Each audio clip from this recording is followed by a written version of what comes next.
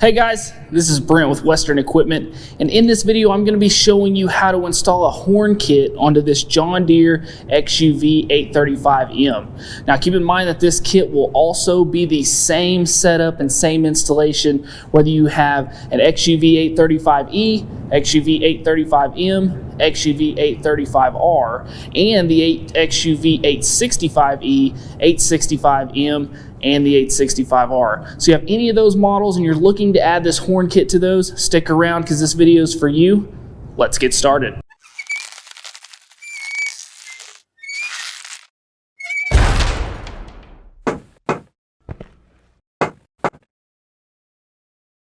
So one thing to keep in mind before we install this horn kit is that these machines are designed to be fully customizable to any application that you can think of for a utility vehicle. But one thing is that sometimes these machines do not come from the factory installed with the proper wiring for those certain attachments. So one thing that you want to check out before installing this horn kit is to check and see if your machine does have the front attachment wiring harness installed.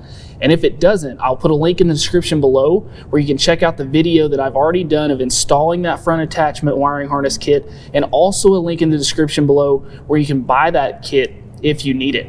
Now from here guys, let's go ahead and jump over and see what all's included in this horn kit and check out some of the necessary tools we're going to need to do this install. So the kit itself is very simple. All we have in this kit is going to be a switch, the horn itself, one bolt, one nut, and the instruction manual. Now, like I said in the opening, the kit does not come with any wiring, so we need to make sure that our machine does have that wiring, and if not, we need to get that installed before we can add this horn kit.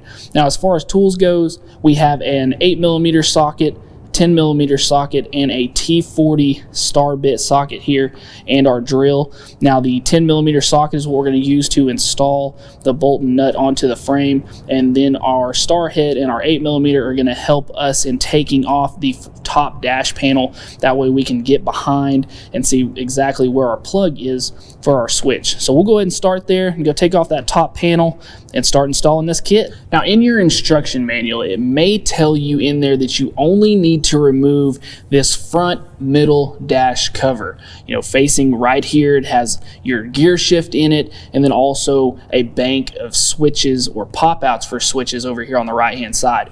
But I'm telling you from experience that with all of the plugs and switches that can be added to this machine, you may not have that horn switch right here behind this middle section. So to make sure that we're getting that switch and getting this dash opened up to where we can get to the correct plug for that horn switch, we're going to go ahead and remove this whole top panel. It's really simple. There's 6 screws in the panel itself. There's 2 bolts in your windshield clasp, and then 4 pop-out clips here on the front of the dash. It's a very simple process, so we'll go ahead and do that now by first taking off our windshield clasp here. This is where we're going to use our 8mm socket,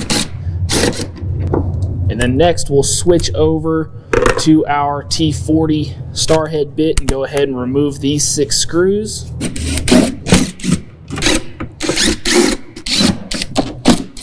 Alright, now we'll move around here to the inside and show you how to take loose those pop-it clips. We've got the 4 pop-outs clips on the front of this dash.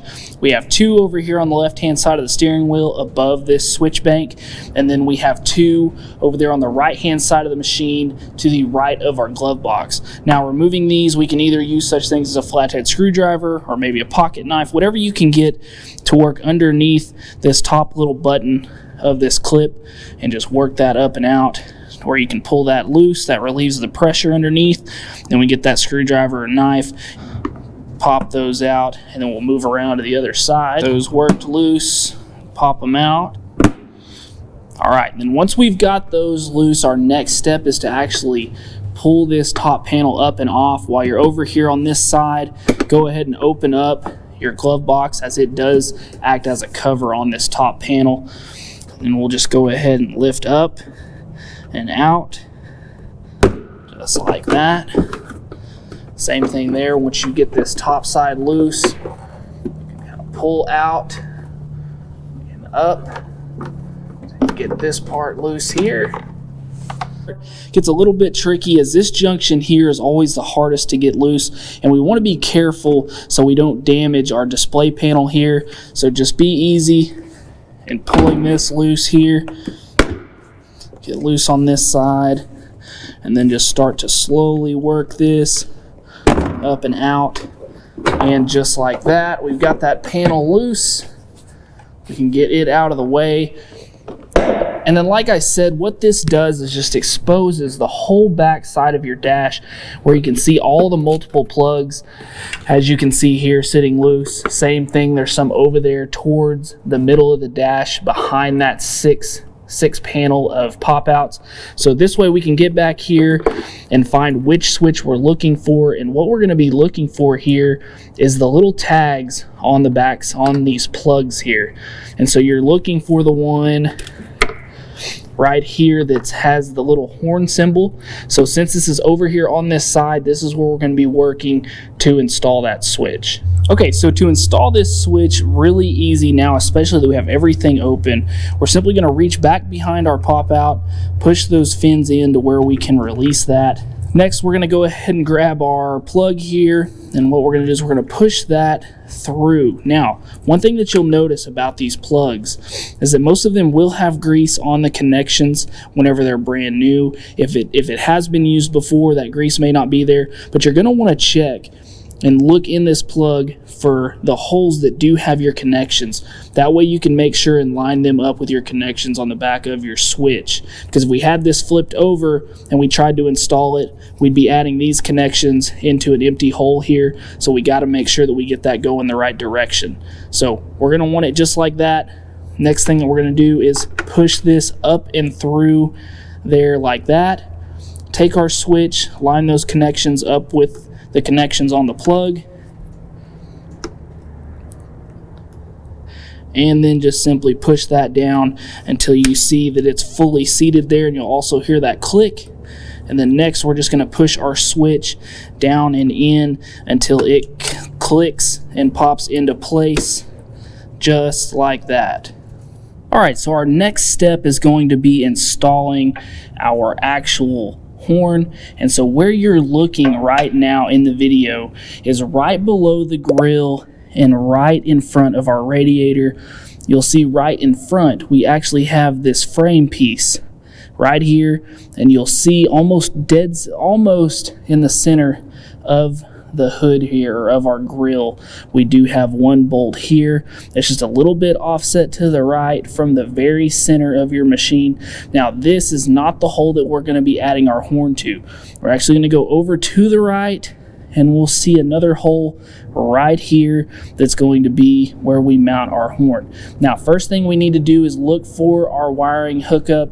It should be right here, somewhere in this vicinity, but what you're looking for is a red and a black wire here with these connections, and this will be for your horn. So first thing we're going to do is go ahead and grab that horn and hook these up.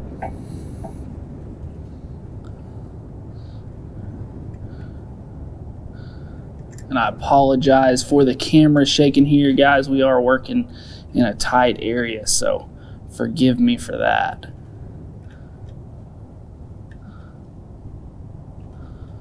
Alright, just get those pushed down in there snug on both sides. Okay, so once we have that done, our next step is going to be putting on our horn, mounting it to the frame. So we'll actually go ahead and grab that bolt and put it in the top bracket of that horn, and then we're just going to reach up and put that through the hole there in the frame.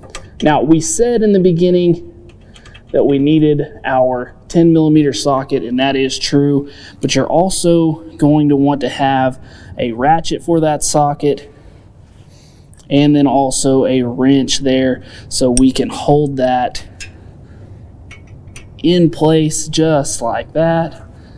All right, and then once you have that good and tight, next thing to do is to go test it out. So we've got the switch installed, we've got the horn installed. Now as you can see, we still have our dash panel off here, and you're gonna wanna do that until you go ahead and test this out, just in case, you know, your switch isn't working and you need to take it off, or maybe you didn't get a good connection on your horn in the front. You know, you wanna leave this open so you can still do some things. But we've got everything hooked up, so we'll go ahead and try it out. Just turn our key on here so we can get some power. See what she does. It's fair to say it definitely works. Good, loud, you know, be great for calling in cattle, things like that, you know, whatever application. Maybe you're going to make this thing road ready. You know, that horn kit, as easy as it is to install, be definitely something to look into. But like I said before, guys, one of the most crucial things to this whole deal is making sure that your machine has that proper wiring. So make sure and check to see if your machine does have that front attachment wiring harness, and if it doesn't, like I said in the beginning, I'll leave a link in the description below where you can go to get that, and then also a link in the description below where you can check out a video of how to install that in case your machine needs it. And also, guys, if you're looking into this and you think this horn kit is something that you need, I'll put another link in that description below also where you can go to buy this horn kit directly from me. So the last step here, guys, would just be to go ahead and reinstall this top panel, button everything back up, and you're good to go. So I hope that you saw everything that you needed to see in this video. Hope you took in just how easy it is to do this. It's definitely something you can do yourself. But if you feel like I left anything out, if you have any other questions or comments, make sure to leave those in the comments section below so I can get back to you. And also, guys, if you like this video and if it helped you out, we'd ask that you just please give us a like and a subscribe, as that helps us out as well. And as always, guys, thanks for watching. We'll see you next time.